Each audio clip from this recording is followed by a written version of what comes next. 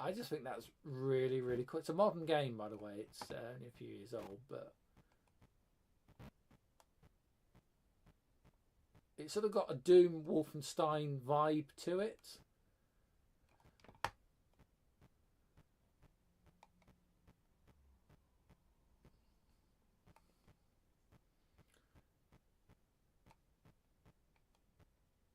And you've got stairs, so you can actually go up multiple layers.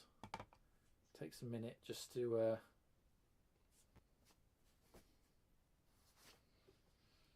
there we go. But you only have so much. See the lamp oil ticking down.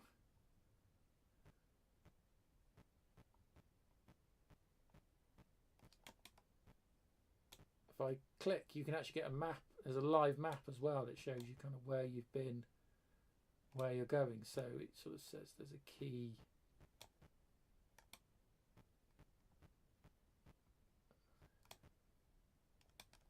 Door.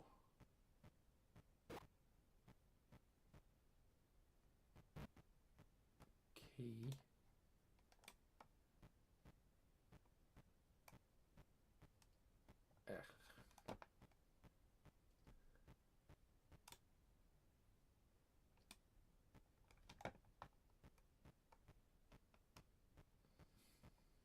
Can you imagine if this had come out in the day? Just this would have blown everyone's mind. Brian saying, I'm thinking 3D Monster Maze on the ZX81. I have generally never played that game. I know completely what you're referring to, but I've never actually physically played it. But I've seen it being played. But that wasn't as smooth, was it? It was sort of more... Ooh. It was full screen there, where this is very small. There's a key over there. Yeah, we're not... I think we're going to run out of lamp oil here, because I'm not...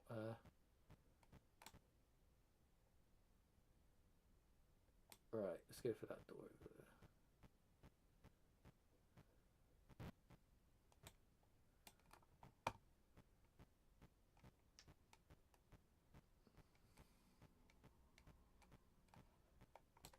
No! Dead end. I mean, the mazes aren't that huge, but...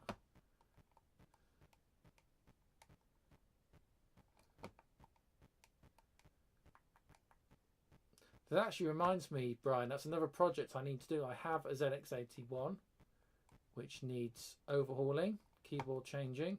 I've got an original 16K upgrade memory pack for it. So we need to do that as well.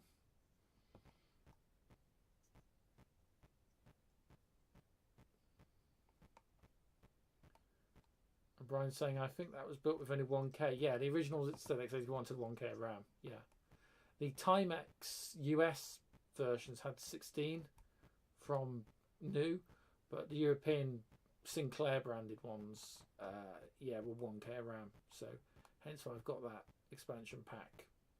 An original expansion pack, the ones you need, the blue tack.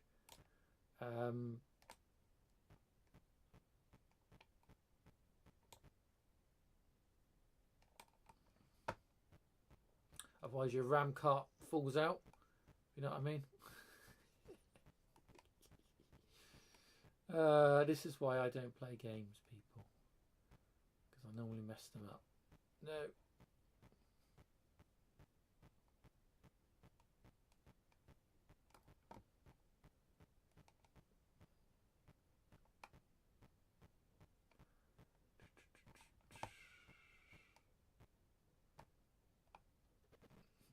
Oh, I think we ran out of lamp oil. Lamp oil, rather. Oh, I got eaten. I didn't know I got eaten. I didn't know you get eaten in this game. That's new. They're saying I had to solder my 16K RAM pack onto the X81 Edge connector. I'm honestly hoping to avoid that, but we'll see. Anyway, you get the idea of that game.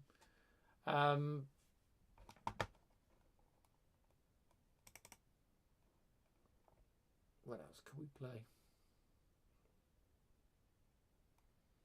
What's the build of Tetris like?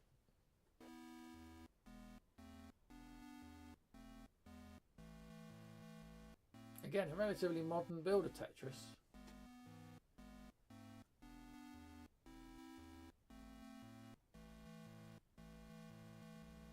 Well, I've got the R the other way around.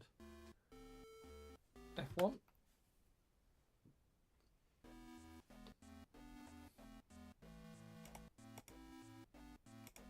Oh, again, mouse controlled. Very, very fluid.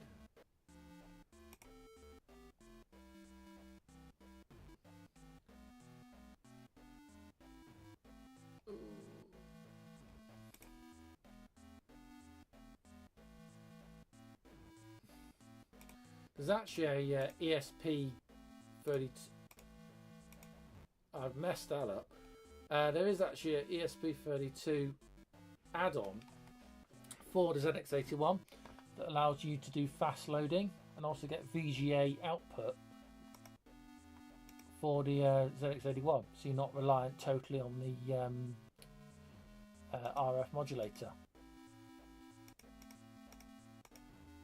If you wonder why I'm playing so badly, this is very twitchy.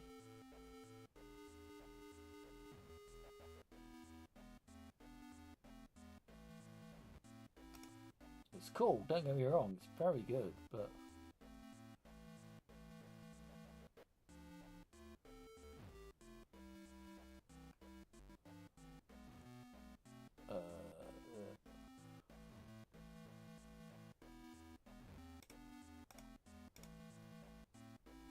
no, fail.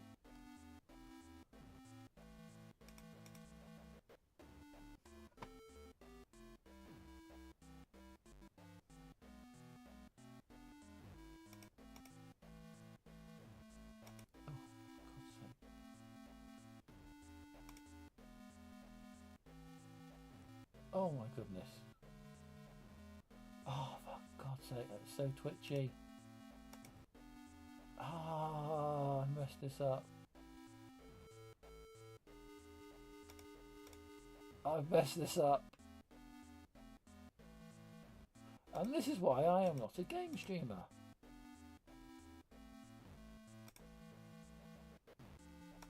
No, we messed it up. I'm sorry. Ah, one more line, I've not got it. There we go. Oh dear.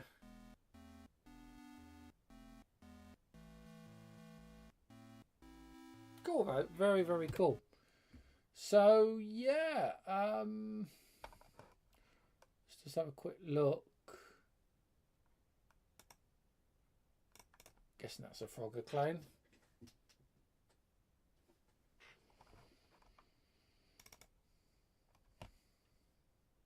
Yeah, 07.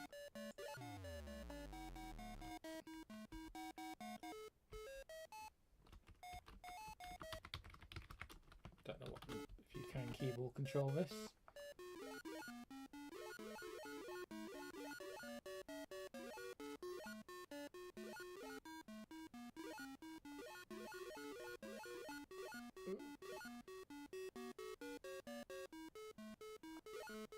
It is, yes, it's an ESP32 VGA, yeah.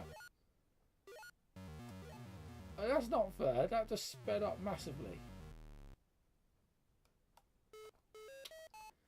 That's what we're running. So we're running the Fab GL libraries, which are the free emulator libraries, which are absolutely fantastic. So we've already been playing with x86 PC. We've had Windows 3 running, DOS. This is surprisingly difficult to play. And now we're just trying out the really brilliant. I think I actually prefer this over the PC. This is the really brilliant VIC-20, Commodore VIC-20 emulator, which again is just absolutely fantastic. So basically, what I'm thinking about is wanting to do a. Let me just show the hardware again, quick. There we go. Yeah. So I'm wanting to kind of do a successor to the two-part Commodore 64 kernel running on a Arduino. That video was, I did 2 videos well over a year ago. Yeah, I mean, it was pants. At the end of the day, it barely worked, and it just, ugh. I have had a look at Commodore 64 kernels for these, but they suffer the same problems. At least with this VIC-20, I know it's not the same machine, it's an earlier machine, but at least with the VIC-20, it does, as you've seen, it runs really, really well. There's good software, it's got great playability.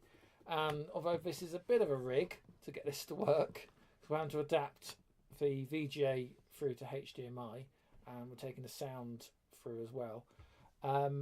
It's a bit of a rig to get it to work, but it's not, you know, huge. So I really am hoping, it's one of the projects I want to do for the channel, and I've been planning for a little while. And so this is kind of comes into next year. I didn't really want to talk about New Year stuff because we're back next week for New Year's Eve here on the channel. We'll count in the new year together. So I'm not keen on going over sort of the plans for next year, but there is stuff in the pipeline, and the stuff I absolutely, definitely 100% want to do. And I've been putting off for so long, mainly because the direction of this channel has been going is different to where I intended it to go. So I'm going to be making some changes. Yeah, going to make some changes next year, or in the new year. So we can hopefully, when I am live or when I am doing video content, it's stuff that I kind of want to do, if you know what I mean. So it won't be too drastic. So we're still going to do, you know, various other product reviews, which reminds me actually, I know I go on about it mainly because they are sponsoring me technically at the minute, which is kind of why I'm going on about it, but basically the banana pies. Do you remember the banana pie? Where we are. There's the camera. I keep problem is I'm looking at the damn screen and you're here. Hello. Yeah, the banana pie products. Basically, they were so impressed with the banana pie M4 berry. That's the latest board I did. Which, just to recap, it is that one, isn't it? Let's just cut back to the other camera.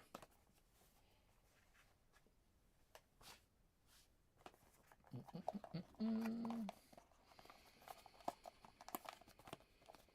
I can get into it.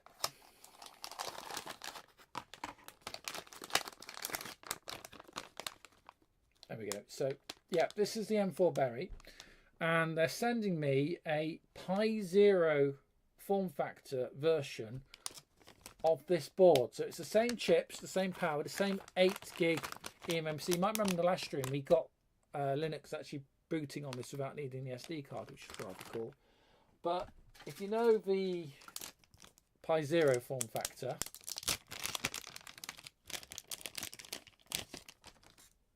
yeah, so imagine the power of that board, which is near a Pi 4, in that perfect form factor, that size. That's what they're sending me next. So it's in transit. It's always been delayed because of Christmas and New Year, but that will be coming shortly. And when it does, we'll do another product review here on the channel. That I think could actually be quite exciting. This was exciting, but I think that would be more useful for people, maybe, possibly, he says. Oh, how are we doing for time? Nearly. We're nearly getting there. I'm just thinking. I think I need to take a little break for a few minutes. And so I will be right back, and then we'll carry on with what we were doing. See where we get to. So, yep, hold that thought. I will be right back.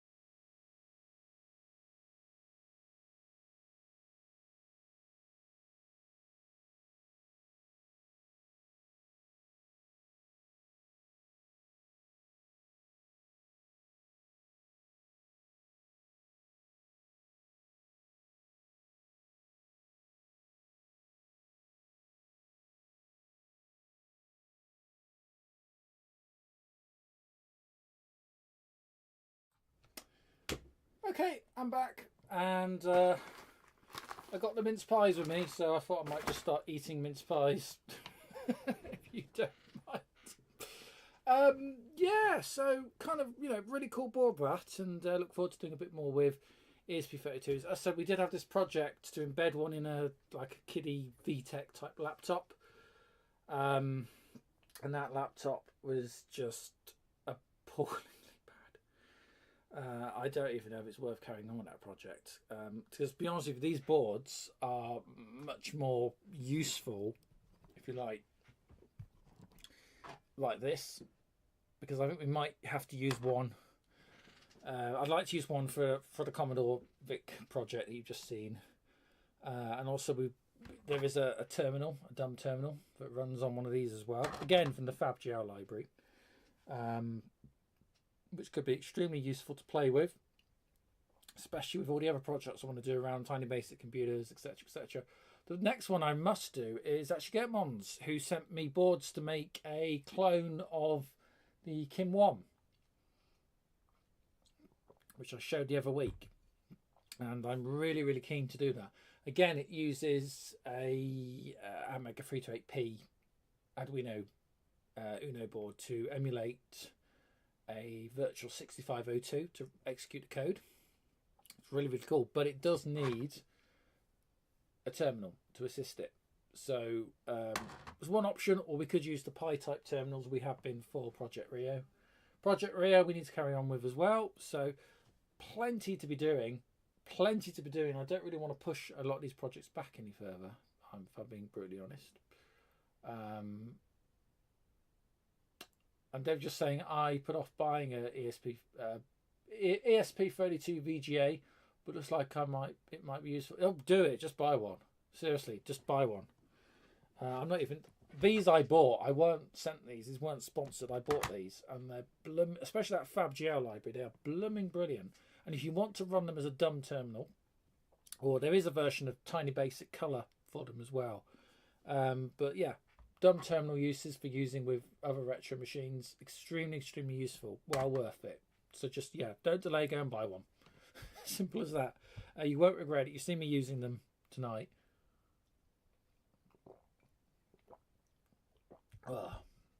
I'm just on the water, by the way. Right, shall we switch over to PlayStation? Should we try to do that quickly and efficiently as possible?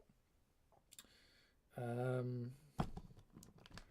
disconnect some stuff. By the way, if anyone's asking about what that is on my hand, that's me scraping against a fence post the other day outside. That's a farm injury, put it that way, but it's fine. So nothing to worry about, put it that way. Let's try, and I also need to swap this card out for the other one as well, which might break things.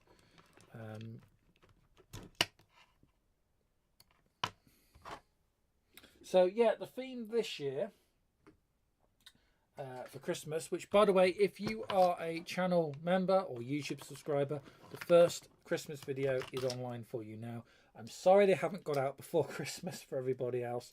Yes, I'm equally as annoyed about that. It's just one of those things at the moment, which I'm hoping to sort out and rectify for the new year. Content is on the way, put it that way. I'm just trying to untangle myself now. So this is where we'll break the capture card. So again, unplugging stuff live is never such a good idea. So I need to put the other capture card back in.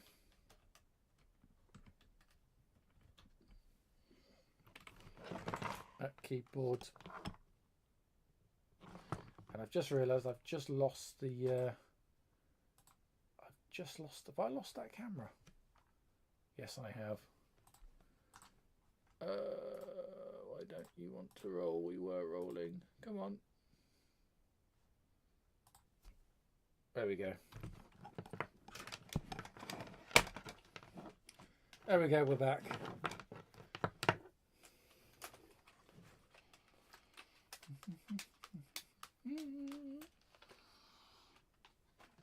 By the way, if you're on GMT then GMT 0 hours. Then we have got 25 minutes left to Christmas Eve, and it is Christmas Day. Then I have done my technical obligation. No, we'll stay on a little bit longer, but just want to show you this really. So this basically is a recap of the first video that many of you won't have seen yet. So this is my Sony PlayStation 2 Slimline edition from about 2002. Wasn't new to me. I bought it used in a car boot sale. No, not car boot sales. Charity shop, thrift store, and I got everything with it. And it's actually been a really, really good system. It uses. Just take that. So it uses the original Sony PlayStation plugs. It also has USB, although USB controllers do not work on the system, and it still uses the original memory card slots as well. So I've got a memory card in here. Now, I do have a HDMI adapter for these. They're not HDMI, they're an analog system. Unfortunately, my capture card just will not work with it, will not talk to it, so it's really, really annoying. I have, however, got one of these, which is a mini AV adapter box. So, and this just needs a bit of power, so let's pop in, where's that other lead go? Let's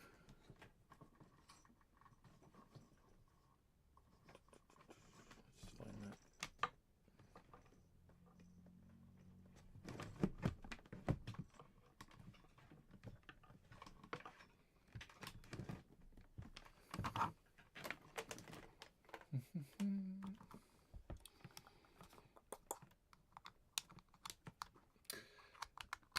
Which is the best one to get? You mean ESP32s, the VGA ones? The TT, I'm using the TT Go boards.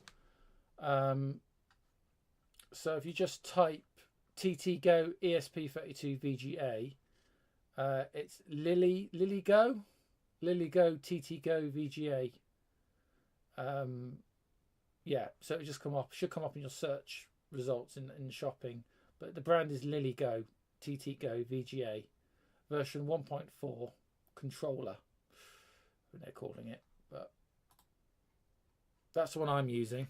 There are one or two others, but I'm finding no problem with that at all.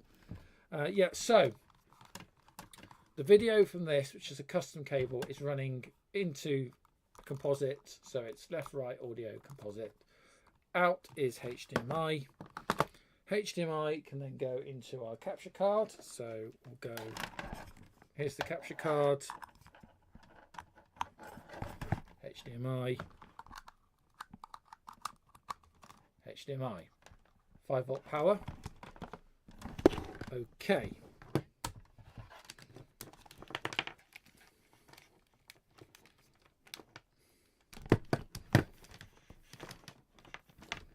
Controller, this is where you get into a mix of wires and cables. Controller in the front. Does help if the console is actually plugged in, which it now should be. Yes, it is. Red light is on. No disc in it. So back to capture card, which might have frozen as well. I might just need to check it's got the correct. Okay. Let's just see if let's see if it'll see it. It might not see it. I may need to just clear this, but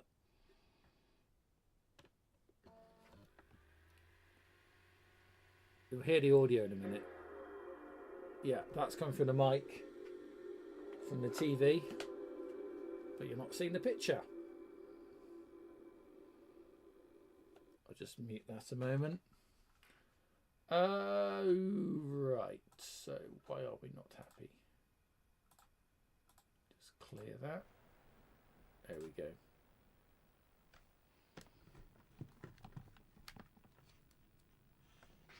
You're probably going to get a little bit of buzz. The PS2s were very buzzy. Right, so browser system configuration. Now the clock is stuck to 2000 because it has an inbuilt backup battery. Actually, I'm in the wrong aspect ratio, so that's the correct aspect ratio.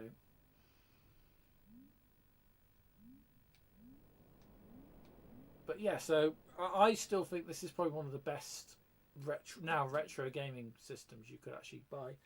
And I'm going to be doing a series of projects with it over Christmas with the channel, because there's various add-ons and things you can actually get for it now. One of them, I wonder if that would work. So I've actually got the card. I've got the card for it. Yes, I have. So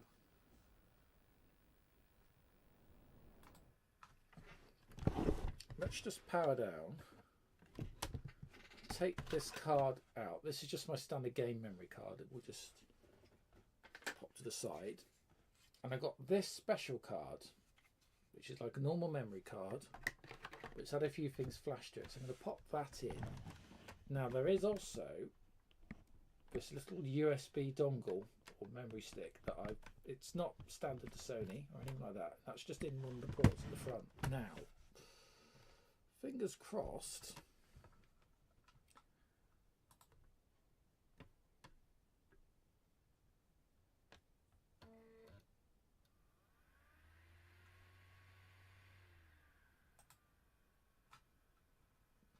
And again, unfortunately, that's frozen up again, which is annoying.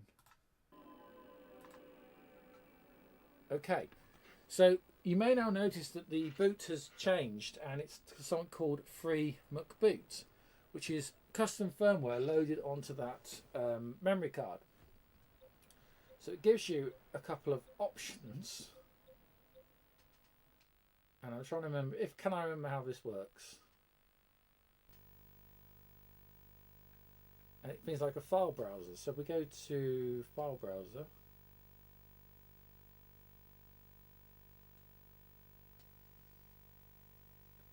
and so you can actually look at the CD if you wanted, memory card, mass storage device. So now we can actually navigate files from the USB stick live on the console. And you might notice I've got some NES stuff here. These dots because these are Mac files, and I've got Elite, F1 Circus. Let's try Elite, see how that runs. How do we get those to execute? Oh, I think we need to load. We have to run through the emulator. This is the emulator.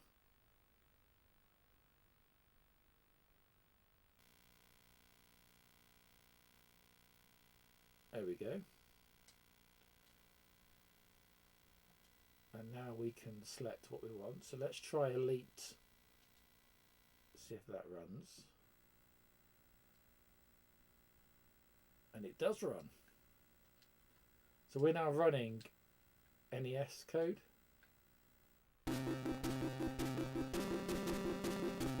Someone give me a shout if that's too loud.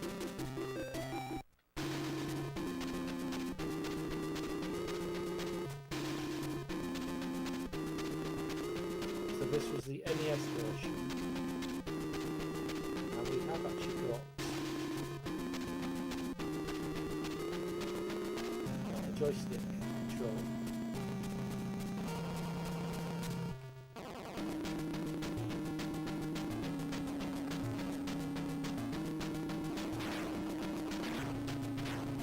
So yeah, the Sony PlayStation 2 particularly can be used all sorts of other emulation systems.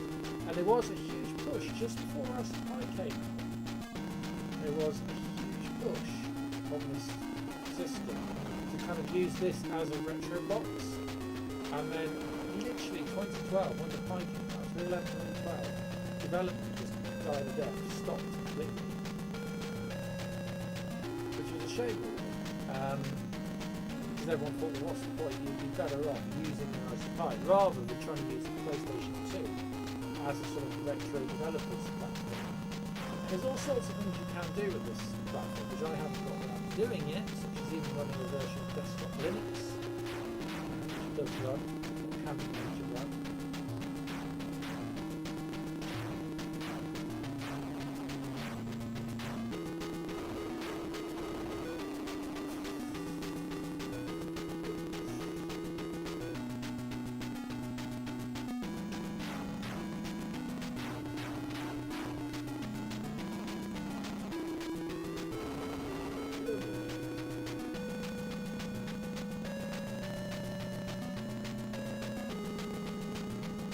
Did I complete a display hitting them?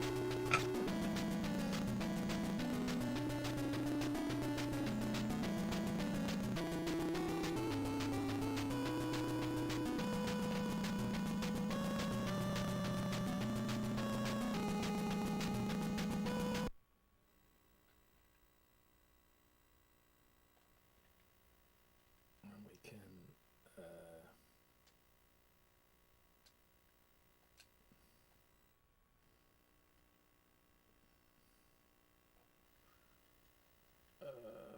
exit.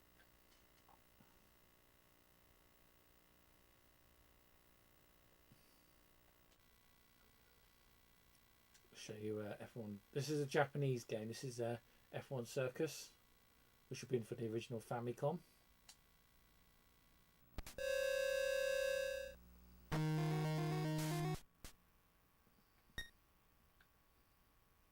Let's go time attack.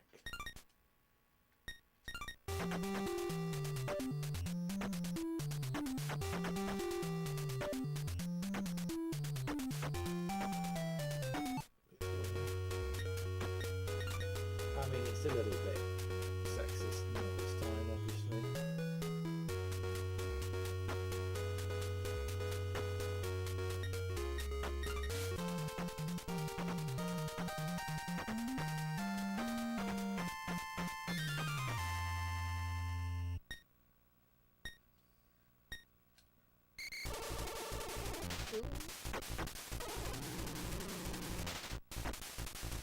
Seems I haven't got any red fires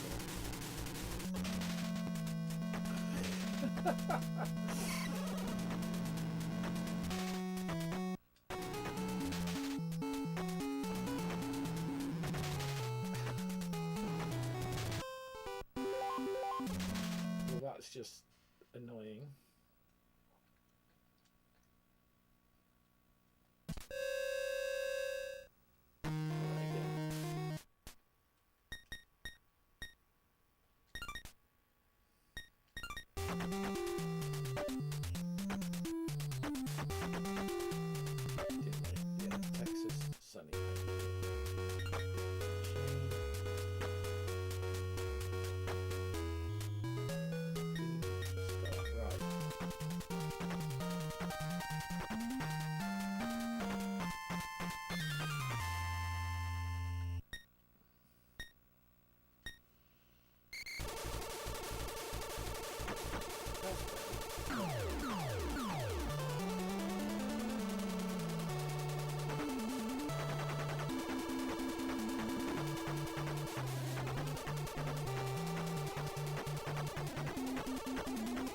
It'd be nice to sort of create something like this, just this very simple top-down view.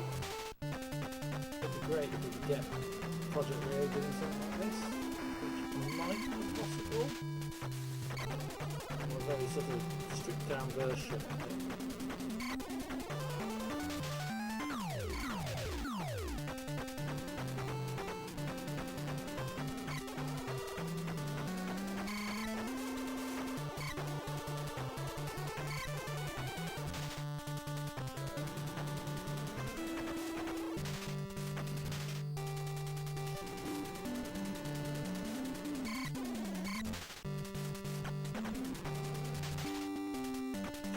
Throws you just off.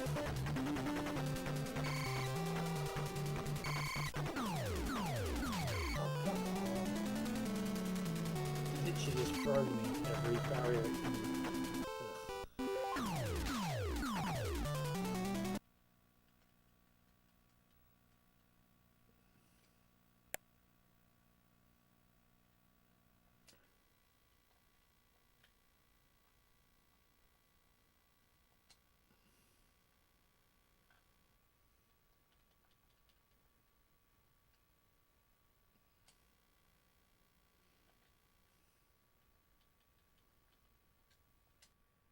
Let's just come back out of that.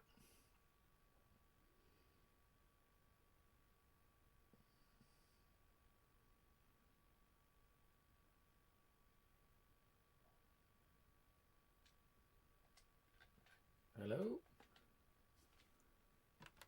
Quick reset needed, I think.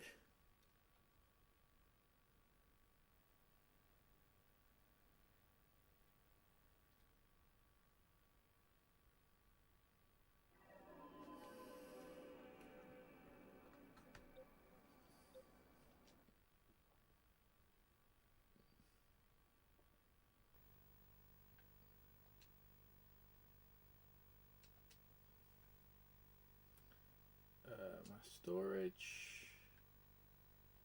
I think the Sega stuff ran quite well as well, if I remember.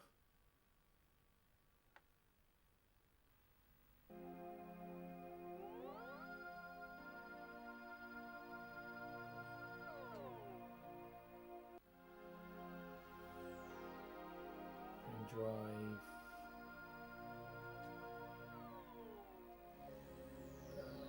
Sonic the Hedgehog. Oops, wrong file.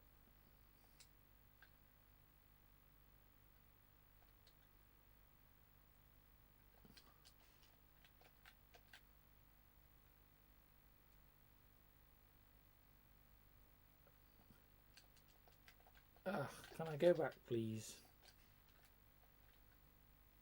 I said I'm sorry. Let's go back. Oh, for God's sake. Apologies. Let's just reset that again. Yeah, it's not perfect because the development on this hasn't. There's no one's done any development over a decade.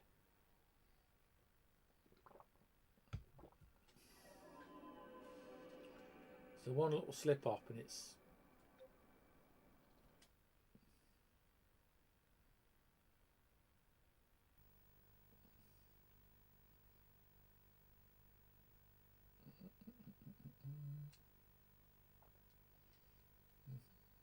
Right, mass storage. Sega. I need to clean the card up because it's got a lot of these Unix dot type files that are used for Mac. So one thing I don't like about the Mac filing system is the way it just sort of pours. Right. ROM list. Pen drive.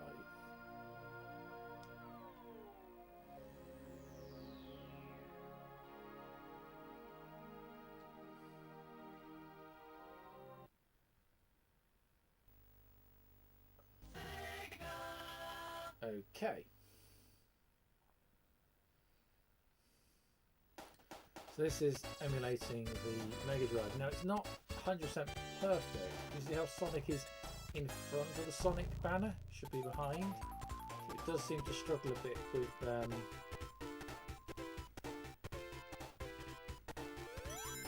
not me playing. Okay, start.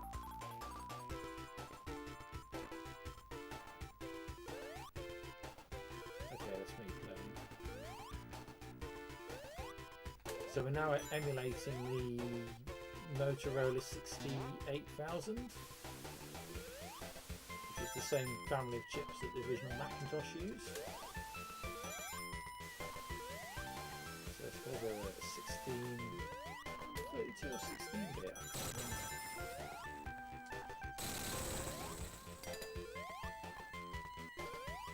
I stress it was in the same family, it wasn't the same. All Macs are 32 bit, if I remember correctly. I think this was definitely.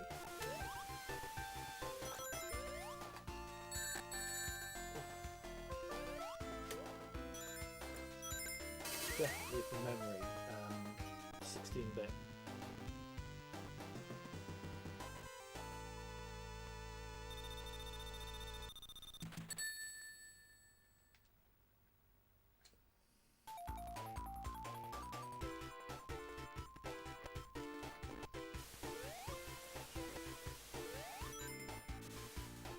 I just now this game, I don't really feel in control.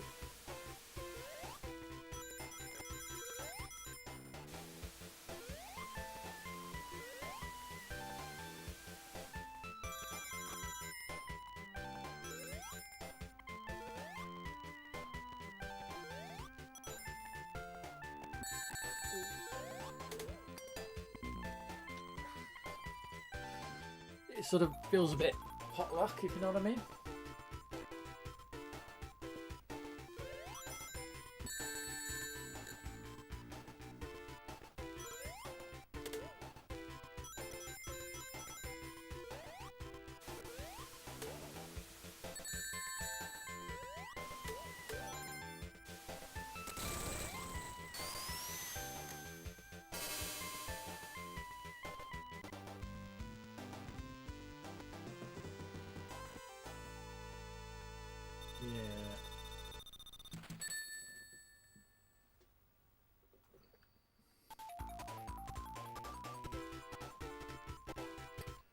you get the idea how you can actually emulate things using Sony PlayStation, which is another thing I want to show during our sort of Christmas projects for this year on the channel.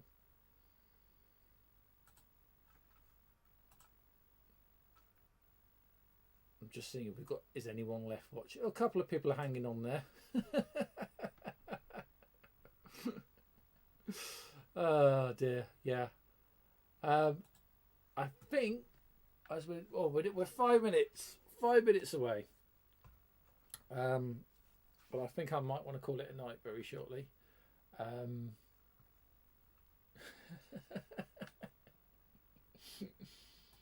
But yeah, no. So yeah, quite a few interesting things you can actually do with a Sony PlayStation. Some stuff I want to get working with it. I said I've taken this out already. It went out last year to a show. Plus the fact there's just some damn good games, both original PlayStation and PS2 games that you can pick up very cheaply now, all disc-based media. Plus these double up as a DVD player, if ever you were short and needed a DVD player, it doubles up as one, which is fantastic.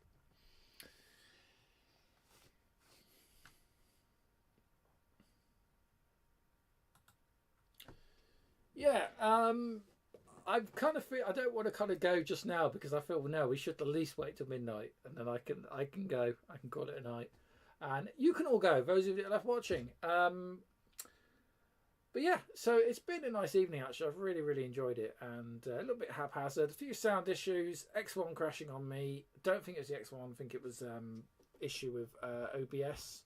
Shame really, because it's been running really well and I'm using it as my main streaming system now, so it doesn't tie up the MacBook, which wasn't great at doing it.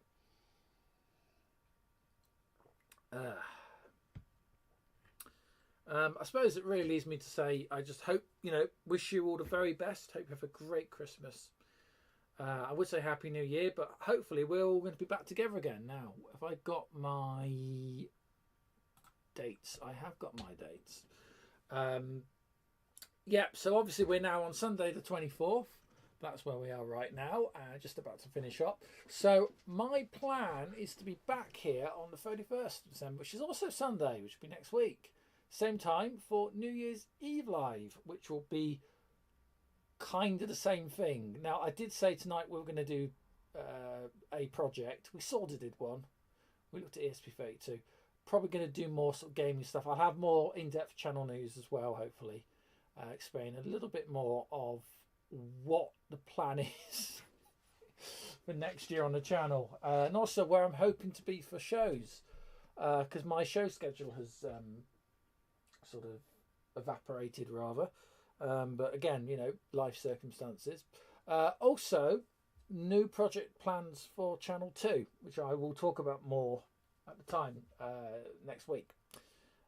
So if you enjoy, put it this way, if you enjoyed the train video with Ryan at the start, I'm planning on doing a bit more of that kind of stuff. We've touched on model railways and engineering and that kind of thing, and that's kind of the reason I set up Channel 2, was to actually do more of that kind of project stuff, because it's all related to kind of what we do. It's the same chips, it's soldering, it's building, it's 3D printing, it's all that kind of stuff. So that's what I want to start doing over on Channel 2, which is again why I set up Channel 2. If just another reminder before I forget, where have I put it? There we go. The Attingham Park DLC Christmas content from last year, where I visited Attingham Park in real life and compared it to the Farm Simulator Xbox version. That was a fantastic video. I said Attingham Park is literally 3 miles up the road from here. You can walk it. It's a long walk, but you can actually walk literally from my house to Attingham Park, where that bridge is. So well worth a look if you haven't done so already. And if you haven't subscribed to Channel 2, what are you doing? You need to make sure you do that. Links are in the descriptions of the video. Alternatively, you can visit 2.wifisheep.co.uk.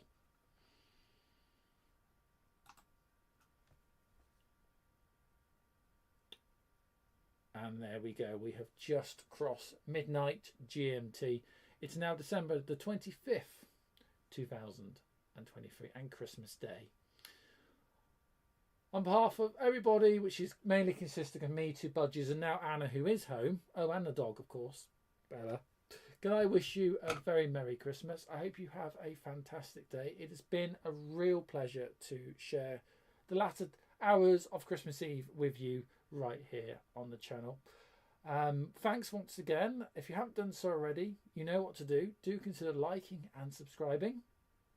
We will be back, I said, in 1 week. 1 week's time for our New Year live special. We'll be counting in the new year here live on Wi-Fi Sheep, as we kind of do every year and have done for the past, oh god, at least 3-4 years now. So that'll be great fun. Christmas content is on the way, so if you are looking out for it, make sure you've got your notification bell on YouTube. New Christmas content is on the way. If you are a channel member or Patreon backer, you can watch that content now. Just go to Patreon at patreon.com/Wi-Fi Sheep, or look in your the text updates on your YouTube homepage for content that's come from Wi-Fi Sheep, and you should see the post for the video there. The time just gone 1 minute past midnight right here on Wi-Fi Sheep. I am going to call it a night, so Merry Christmas to you all. Again, thank you so much for your company. We'll do this again real soon. Until then, may I wish you a very peaceful night. Good night.